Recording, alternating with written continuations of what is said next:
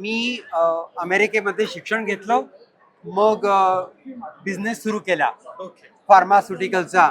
आणि तो बिझनेस खूप वाढला, एवढा की त्याची व्हॅल्यू $200 मिलियन, म्हणजे जवळजवळ 1600 कोटीची बिझनेस वाढला. आणि मग अमेरिकेत मंदीमध्ये 2009 मध्ये तो सगळा खाली पडला आणि मी पूर्ण काही सगळं गमावलं. माझा 17,000 स्क्वेअर फुटचा महाल होता, तो बँकेने काढून घेतला. माझ्या रोल्स रॉईस फॅन्टम गाडी घेतली, फरारी गाड्या घेतल्या, सर्व काही गमावलं.